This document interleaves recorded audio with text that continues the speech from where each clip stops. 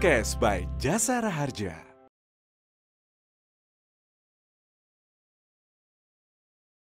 Minum vitamin C nggak apa-apa sebanyak-banyaknya karena nanti akan terbuang dan bahkan untuk mengecek kadar vitamin C di tubuh kita udah cukup atau belum, kita minum aja sebanyak-banyaknya, nanti diare sendiri kok. Nah itu beberapa pakar berbicara seperti itu. Sebenarnya begini, kan ada namanya recommended daily allowance. Jadi berapa banyak sih dosis yang harus kita minum? Kayak vitamin C itu kan kalau nggak salah sekitar 200-an, nggak nyampe 500 deh.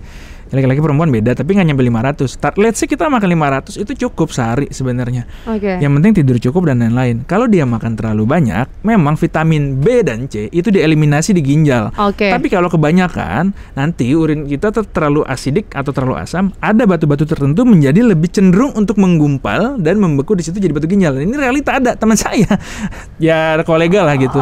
Betul, itu betul. Jadi nggak boleh terlalu banyak. Kebanyakan minum vitamin C, nggak boleh banyak-banyak. Mbak Lian sendiri emang rutin juga nggak sih minum vitamin gitu untuk menyokong nih?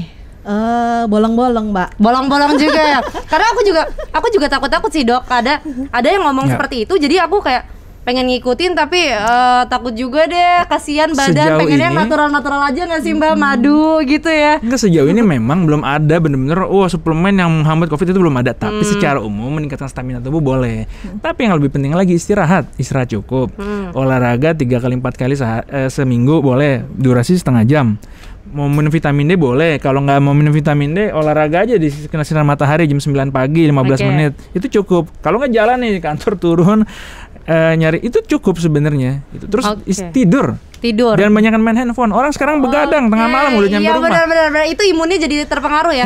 Sangat berpengaruh. Berarti sebenarnya kalau efektivitas untuk mencegah COVID ini, kita harus semuanya ya dilakuin minum suplemen, olahraga, nggak ada yang nggak ada, kita olahraga aja, yang penting olahraga, imun gini enggak ya, semuanya sama harus kurangin berat badan itu ngaruh. Jadi gitu. Karena obesitas nggak apa-apa. Ini keilmuan.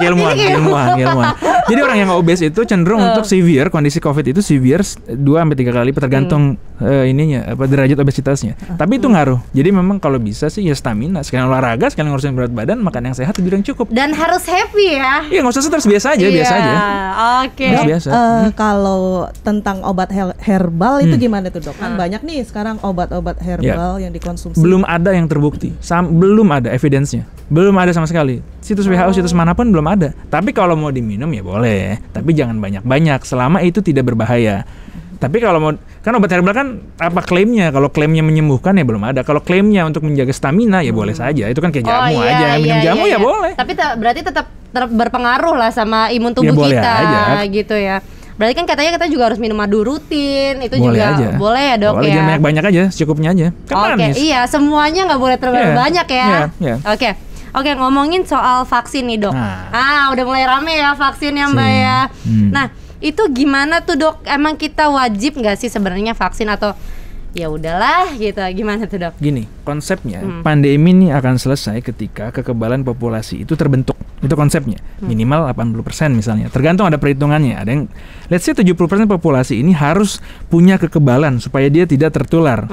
70% kekebalan ini didapat dari mana nih? Pertama, bisa aja terinfeksi dulu baru punya kekebalan, atau dia divaksin sebagai bentuk sebelum sakit udah punya nih kekebalannya nih, kan gitu. Jadi dibentuk.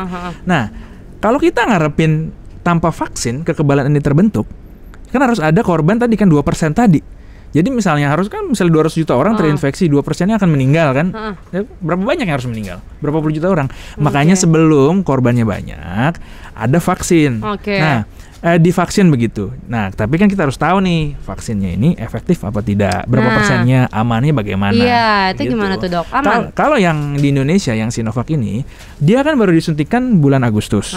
Kemudian yang kedua kan 2 kali disuntik. Yang kedua kali kan baru bulan September. Kemudian follow up pertama itu kan bulan Desember, pertengahan ini nih.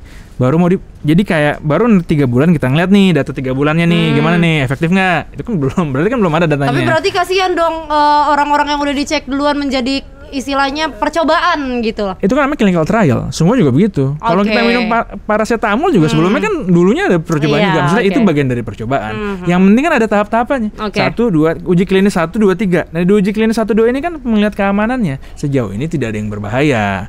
Tapi tetap kita tidak bisa menafikan namanya reaksi anafilaktik. Misalnya alergi yang berat. Contoh, hari ini di vaksin orang yang divaksin Pfizer, kalau nggak salah di Amerika apa di mana ya tadi itu. Pokoknya ada yang divaksin Pfizer, saya lupa negara mana. Itu terjadi reaksi anafilaktik. Anafilaktik itu kayak reaksi memang reaksi alergi terhadap suatu komponen yang belum pernah kita dapatkan di seumur hidup kita. Itu ada memang.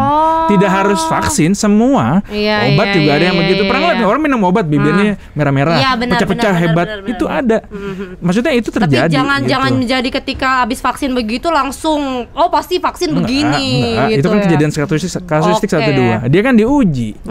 Dok, kalau untuk vaksin gitu ada nggak dok kriteria misalnya harus sehat atau usia sekian yang punya komorbid tidak bisa, itu bagaimana dok? Vaksin Sinovac kan yang kita ngomongin yang ada di Indonesia nih. Sejauh ini kan adanya yang Sinovac yang baru datang kemarin 1,2 juta. Itu uji klinisnya baru yang di Indonesia ya, baru yang dia sehat dan dewasa. Di atas 59 kan belum, di atas 60 tahun kan belum kalau nggak salah. Jadi dia kalau buat anak-anak belum tahu, buat ibu hamil ya belum tahu. Tapi bisa aja bisa, tapi kan nanti kita hasil penelitiannya disertakan nggak nih ibu hamil, kan sejauh ini kan belum. Terus buat yang komorbid gimana? Belum tahu. Buat orang yang pernah kena COVID bagaimana? Belum tahu. Tapi kalau yang Pfizer yang di Inggris ya kemarin yang disuntikin ya, itu memang buat lansia dia udah terbukti juga efektif gitu. Makanya yang pertama disuntikan lansia yang di Inggris tuh umur sekian tahun. Gitu. Jadi bagaimana vaksin? Ya kita tunggu. Kita apresiasi pemerintah untuk mengadakan ini, bahkan gratis Pak Jokowi bilang kemarin. Tapi tetap kita menunggu efektivitas dan keamanannya, terutama Sinovac. Dan ini kan masih menunggu EUA, izin penggunaan secara emergensi oleh BP POM. Dan menunggu kehalalan. Tapi kemarin dibilang udah halal sih dari MUI halal. Tapi kita menunggu dokumen resminya. Dan memang kapan bisa ini didistribusikan ya tuh nunggu izin dari POM-nya. Semua itu kuncinya di POM. Tapi sebenarnya sistemnya teknisnya nih si vaksin itu kan katanya dia memasukkan virus yang mati atau lemah gitu ke dalam tubuh ya. Dalam arti kita ketika antibodi kita udah terbentuk, udah tahu cara ngelawannya. Tapi kenapa ketika kita sudah terpapar virus COVID-19 ini, kita dapat terpapar lagi, Dok? Gini, berarti ngomongin reinfeksi kan? Jadi gini, ada orang jadi kan ngomongin reinfeksi itu orang yang udah pernah sembuh COVID. Kan pertanyaannya, orang udah pernah sakit COVID, bisa sakit lagi nggak sih? Ada buktinya di dunia, 26 orang itu terbukti 2 kali terinfeksi COVID-19. Kenapa begitu? Dalam jangka waktu yang pendek? Ada yang 40 hari, ada yang 50 hari, ada yang 90 hari. Tergantung jedanya. Tapi harus dibuktikan dulu. Nggak sembarangan dia bilang terinfeksi. Gini, bisa aja teraktivasi kuman yang lama. Kayak orang TBC kan bisa relapse namanya, kambuh lagi. Yang kedua, dia harus dibuktikan benar-benar dengan kuman yang berbeda. Jadi kalau itu yang 20 orang itu udah di sequence namanya. Jadi kumannya itu bahasa genetiknya dibedain. Jadi kalau kita digigit anjing yang berbeda awalnya, walaupun sama-sama SARS-CoV-2, tapi strainnya berbeda. Artinya dia terinfeksi lagi. Kenapa bisa begitu? Kenapa kalau vaksin kita bisa ya udah kebal? Itu akan jangka panjang ya? Ada waktunya juga kan? Makanya kan butuh clinical trial. Kalau dari segi teori, ada antibodi yang bertahan 2 bulan, ada yang cuma sebulan. Pada orang-orang yang kasus reinfeksi tersebut, pada dia infeksi pertama antibodinya nggak timbul. Pada orang yang dia terinfeksi kedua kali baru antibodinya timbul. Itu penelitian ada Prof. Akiko dari Yale University, saya udah baca papernya di Amerika. Nah, bagaimana dengan vaksin? Makanya diuji klinik. Contoh, yang vaksin yang Pfizer itu jumlah populasinya yang studi itu 44.000 orang. Setengahnya dikasih vaksin, setengahnya dikasih placebo. Placebo tuh cuman salin doang gitu, cuman air doang gitu, nggak ada ininya vaksinnya. Itu mencegah penularan 95%. Jadi kalau vaksin itu bukan mencegah kita supaya nggak sakit total, enggak. Kalau kita kena kuman, kita nggak berat karena kan kita udah dilindungin. Nah, dia bisa mencegah itu 95% dibandingkan orang-orang yang tidak divaksin atau divaksin placebo begitu. Jadi memang kan Mbak nanya tadi kan, ini kok bisa vaksin? Ya kan dia udah di trial, makanya kita butuh data. Nah yang Sinovac ini kan di Indonesia 1.200, yang di Brazil kan 8.000. Ya kita tunggu datanya. Yang di Brazil udah selesai. Indonesia kan selesai baru Maret. Nah tapi katanya pertengahan bulan ini akan dirilis publikasinya. Tapi kita masih menunggu, katanya diundur. Jadi kita masih menunggu yang Sinovac. Yang lain udah dipublish. Moderna udah dia publikasi lengkapnya belum yang Moderna. Tapi diberitakannya masih reportnya sih bagus, 90% juga, dan dia 100% mencegah severe. Jadi kalau kita kondisi karena COVID, 100% orang-orang yang dikasih vaksin itu tidak jatuh dalam kondisi yang berat gitu. Tapi belum tahu menularkannya. Kemarin Pak Anthony Fauci bilang, jadi kalau misalnya kita udah divaksin, tetap bisa jadi transmitter gitu ya. Tetap bisa jadi transmitter nggak? Belum tahu, vaksin itu belum tahu sejauh itu. Harusnya sih yang bagus bisa mencegah gitu. Dok, itu nanti ke depannya dia sistemnya kayak imunisasi anak nggak Mas? Dok, misalnya tahun ini sekali, nanti tahun depan harus ulangan. Berkala gitu berarti ya. Seperti itu nggak, Dok? Kemungkinan begitu, kemungkinan. Belum tahu juga kan. Dia kan kita harus tahu nih titer antibodi atau antibodi yang dihasilkan ini oleh vaksin, dia akan bertahan berapa lama? Kan belum tahu. Iya. Sejauh ini kan ongoingnya 6 bulan itu bagus misalnya, tapi kan masih berjalan, kita belum tahu. Kalau dia turun harus disuntik lagi nanti. Kayak flu, di luar itu kan setiap 6 bulan menjelang winter itu kan disuntik terus. Vaksin flu kalau di Amerika atau di Korea atau di Jepang dia disuntik. Dengan disuntikan vaksin itu angka kematian berkurang jauh. Sedahsyat itu memang kemampuan vaksin. Berarti tinggal kita tunggu datanya aja dan kita ikutin pemerintah aja ya Mbak. Udah siap untuk vaksin ya berarti ya nanti ya. Siap. Saya siap jika terbukti aman dan efektif, kenapa enggak? Iya, benar. Oke, ini juga ada pertanyaan nih Dok dari Just Friend, kita dari sosial media. Langsung aja nih yang pertama nih ada dari Reyes Gebi. Berapa besar sih kemungkinan kita bisa tangkap mereka yang suspek positif based on cek suhu lewat termogan? Dan pengaruh buruk apa yang didapat dari cek termogan di tangan? Kalau di tangan sih nggak ada pengaruh buruknya, justru nggak efektif di tangan. Oh, seharusnya di sini. Harusnya di kepala. Tapi katanya itunya sensornya nanti merusak otak dan lain sebagainya. Itu kesalahpahaman. Saya udah diskusi sama bapak yang ngomong itu di salah satu media itu. Jadi, udah diskusi. Langsung itu mispersepsi sebenarnya. Termogan itu kan sebenarnya yang merah-merah itu tuh kayak laser pointer gitu loh. Dia cuma ngasih lihat doang. Bukan laser yang kayak di film-film X-Men gitu, bukan. Itu tuh hanya kepotong gitu. Itu cuma hanya menunjuk saja. Tapi sensor. Jadi seluruh manusia nih, makhluk hidup yang ada di atas memancarkan suatu gelombang. Nah, gelombangnya itu yang ditangkap gelombang elektromagnetik. Hanya gelombang tertentu itu ditangkap di sensor pakai gelombang itu. Bagusnya di kepala dengan posisinya sekian senti dia harus tegak lurus. Kenapa? Supaya dia akurat. Kalau di tangan kan kadang bisa dingin. Di sini ada pembuluh darah namanya arteri temporalis. Di situ yang kita cek maksudnya begitu supaya dia akurat. Lalu kalau pertanyaan seberapa persen akurat? Bukan pada kondisi COVID-19 memang susah karena lah 30%, 40% memang bisa demam. Tapi kan banyak juga yang tidak bergejala. Itu yang bikin problem. Makanya di kantor apa dimanapun itu butuh evaluasi internal. Misalnya gini, ketika Anda memang merasa sakit atau nggak enak badan, dari mana-mana, jangan kemana-mana, nggak usah ke kantor dulu, bilang saya lagi nggak enak badan nih, saya lagi diare nih, saya lagi apa nih, kayak orang kalau dulu tuh kalau di sekolah sak campak misalnya, itu kan orang nggak sekolah udah tahu cacar gitu, itu mirip, jadi kayak kewaspadaan pribadi itu menjadi hal yang sangat penting gitu, selain untuk membantu guna termogan tadi. Berarti kalau misalkan kita untuk melihat suspek positif based on termogan itu sebenarnya nggak begitu akurat banget karena tidak bergejala, bisa OTG juga gitu. Dan gejala COVID ini kan tidak hanya demam, diare, dia sakit mata tuh ada karena ada reseptor COVID itu ada di mata juga, mencret, diare, sakit mah juga ada, lemas-lemas yang baru lagi delirium tuh yang kemarin tuh. Iya banyak banget kayaknya, makanya emang susah. Ada yang brain fog, ada yang cuma saya pernah dapat pasien cuma lemes doang. Ini kenapa saya lemes nih, tapi dia 10 hari lemesnya, lansia nih, saya curiga nih, saya cek aja positif. Wah. Jadi maksudnya emang beragam gitu. Ada yang sakit mah, tapi kok nggak sembuh, saya kasih obat nggak sembuh misalnya, dicek positif gitu. Bukan kita mempositifkan COVID, enggak. Kan orang kan bilang, apa-apa dibikin COVID, enggak. Dia menyerang manapun. Orang sakit jantung, tapi dicek COVID, kenapa? Ya karena memang infeksi COVID bisa membuat sumbatan di jantung itu menjadi tambah berat gitu. Jadi dia serangan jantung. Kalau dia sumbatannya di otak, jadinya stroke. Banyak kayak gitu. Jadi itu emang realitanya emang begitu. Susahnya itu COVID. Kalau dari Mbak Lian sendiri ada nggak sih Mbak dari lingkungan keluarga atau teman dekat, kerabat gitu yang pernah terpapar dengan kondisi-kondisi yang berbeda gitu? Ada pernah? Kalau di lingkungan sekitar, kita hidup kebanyakan di kantor ya Mbak ya. Di lingkungan kantor sih kebanyakan OTG.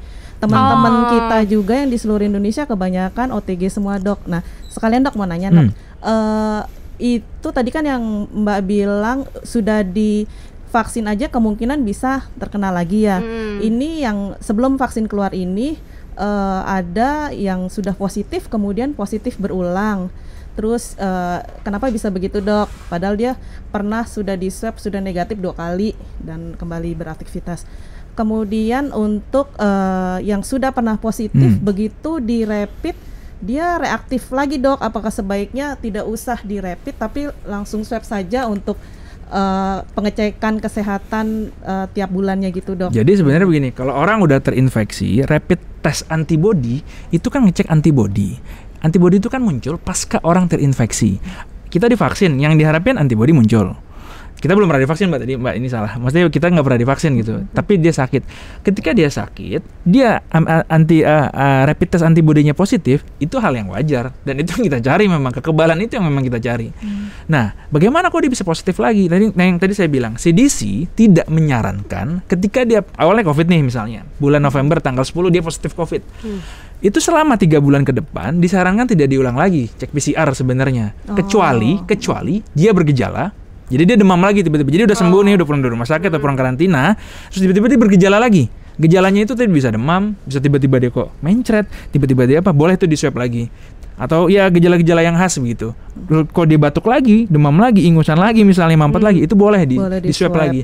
Tapi kalau misalnya enggak, bukannya enggak boleh sih, tidak disarankan. Kenapa? Nanti positif jadi bingung, diisolasi lagi. Iya, hasilnya tetap sama. Iya, bisa karena memang paper terakhir kan bilang kalau misalnya dia hasil positif tapi dia udah lebih dari sekian hari dan dia tidak bergejala, itu tidak infeksius begitu. Berarti dia nggak menjadi transmitter juga sebenarnya? Iya, kalau udah lebih dari waktunya. Kan ada kriteria pelepasan isolasi, ada kriterianya kan. 10 hari atau 10 hari plus 4 hari kan kalau lepas dari gejala kan. Jadi misalnya dia gejala cuma 5 hari. Ya udah, di hari ke-10 ditambah 4 berarti 15 hari kemudian pasca dia muncul gejala, itu kan bisa dilepas isolasinya. Itu nggak perlu dicek lagi maksudnya begitu. Kecuali dia ada indikasi. Dengan kata lain berarti orang tersebut walaupun tidak di swab negatif bisa beraktivitas kembali, Dok, ya. Walaupun dalam tanda kutip ya dia masih positif tapi sudah bekerja. Kemudian dia tidak mempunyai kemampuan untuk menularkan sudah. Kecuali makanya, tapi kan lihat lagi dia demamnya nggak. Kalau ada gejalanya kalau ada gejalanya tetap harus isolasi sendiri juga. Isolasi gitu sendiri juga. Ya atau dicek lagi bisa makanya tadi saya bilang reinfeksi 20 orang tadi itu dibuktikan bener nggak nih infeksi yang kedua gitu. Ya harus dibuktiin, itu susah pembuktian, itu penelitian, kita nggak bisa sehari-hari. Pada konteks nyata ngelihat gejalanya. Itu strateginya CDC gitu, symptom base. Jadi berdasarkan simptom, pakai gejala. Nyambung, Dok, di teman-teman kita nih yang di cabang-cabang, kalau di Jakarta enak ya, Dok, ya. 14 hari atau 10 tambah 4 hari karantina dilakukan swab, entah itu dari tempat karantina atau dari puskesmas gitu, gratis. Di tempat-tempat yang terpencil teman-teman kita itu, Dok, hanya sekali aja swabnya. Dinkes setempat memberikan karantina 10 hari atau 14 hari, kemudian bisa berinteraksi kembali. Nah, kadang-kadang teman-teman kantornya tuh deg-degan, kok dia nggak di swab negatif sudah masuk ke kantor tuh gimana? Karena nggak butuh negatif. Guideline terbaru WHO tanggal pertengahan Juni udah rilis, CDC juga begitu. Jadi memang tidak butuh. CDC itu Amerika. Jadi mereka bilang juga nggak apa-apa karena memang udah nggak nularin nih kalau udah nggak ada gejala. Tapi dia jujur dan dia harus paham juga nih bergejala nggak. Kalau dia gejalanya masih normal, Dan kalau dia severe nggak 10 hari. Kalau dia kondisinya berat itu bisa lebih 20 hari misalnya. Tapi kan biasanya orang berat kan nggak langsung masuk, dia kan istirahat dulu. Tapi kalau takut lebih naik 7 hari misalnya. Kalau takut nih kondisinya berat, dia tadinya masuk ke ICU terus dia sembuh. Ya kan misalnya harusnya di swab lagi ya. Kalau misalnya nggak di swab lagi, tambahin aja 7 hari. Kalau gejala benar-benar hilang ya udah, nggak apa-apa. Berarti menjadi ilmu baru juga ya, karena selama ini kita juga taunya harus sampai negatif dulu nih, terus positif lagi nggak selesai gitu kan. Itu dari Juli udah kayak gitu.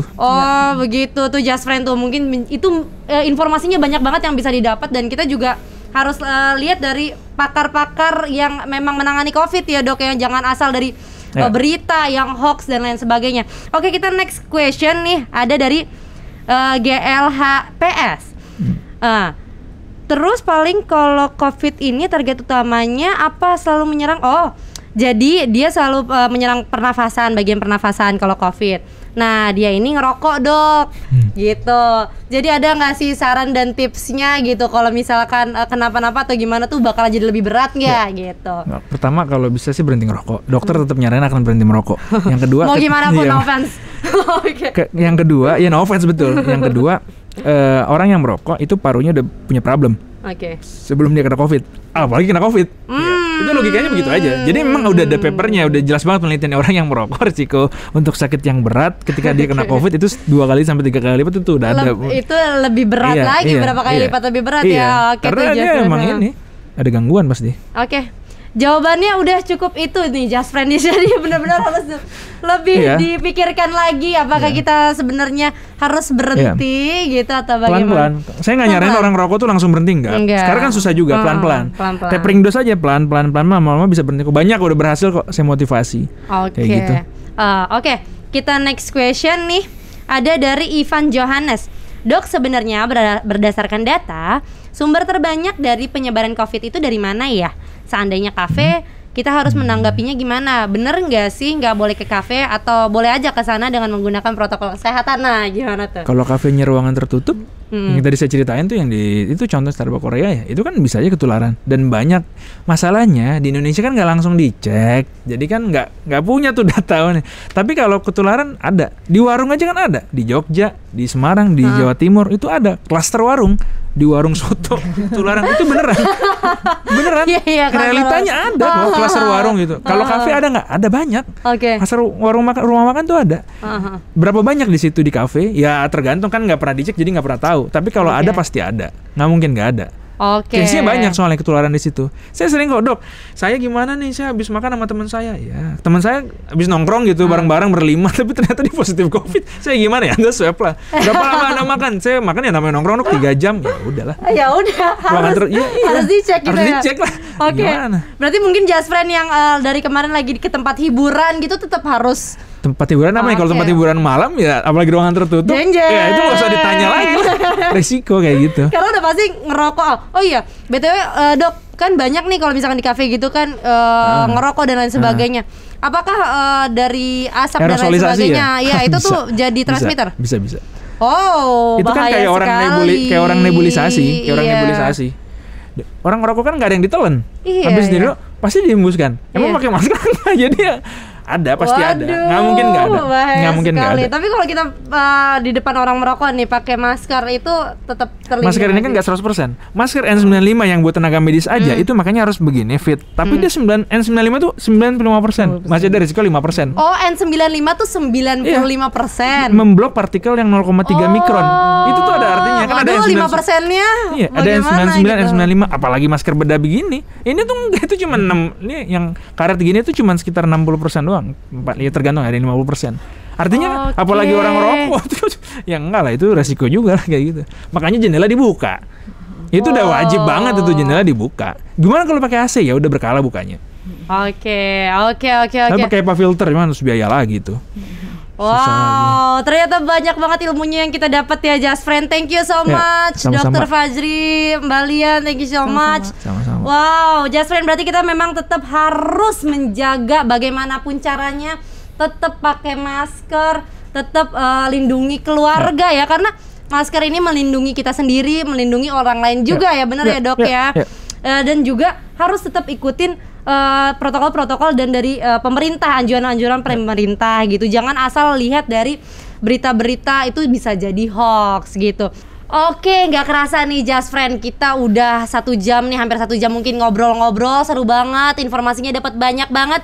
Tapi sebelumnya mungkin terakhir nih dari Dr. Fajri, ada nggak closing statementnya buat Just Friend? Nomor 1, tetap waspada. Nggak usah terlalu takut, tapi tetap waspada gitu. Jadi kalau kita sakit COVID, konsul sama ahlinya, sama dokter, tanya gitu, seberapa parah kondisi saya, apa saya cuma ringan doang, apa bagaimana, dan saya harus apa.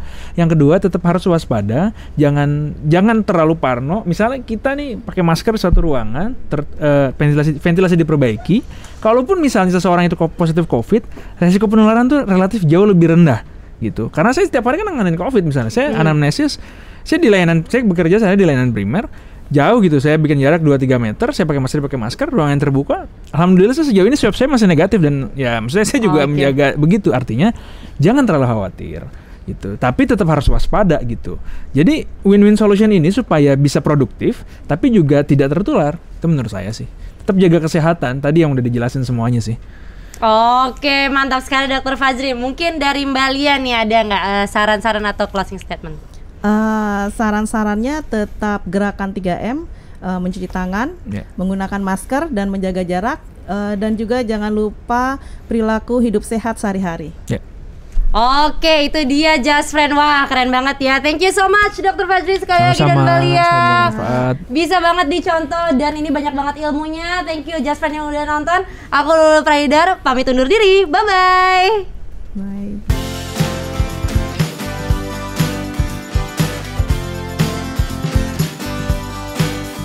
Just Friend tahu nggak sih kalau ternyata sinar matahari bisa membunuh virus corona karena mengandung ultraviolet itu adalah mitos.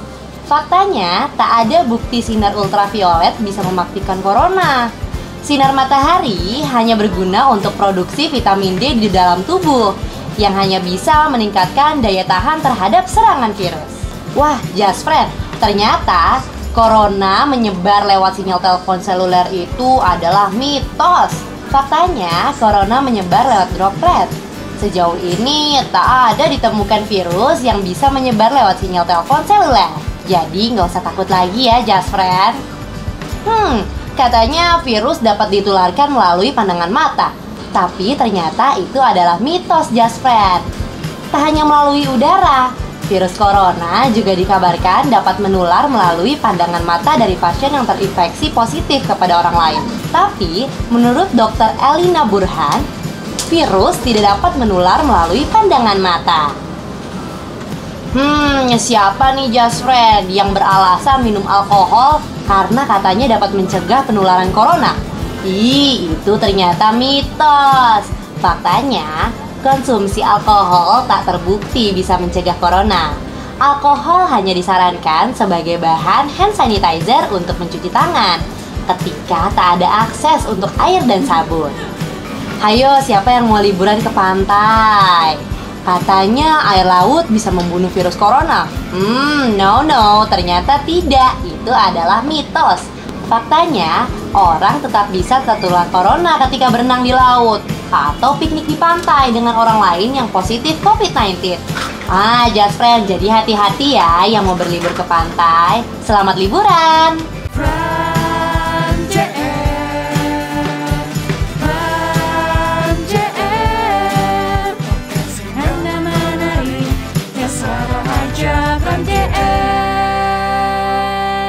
Podcast by Jasara Harja.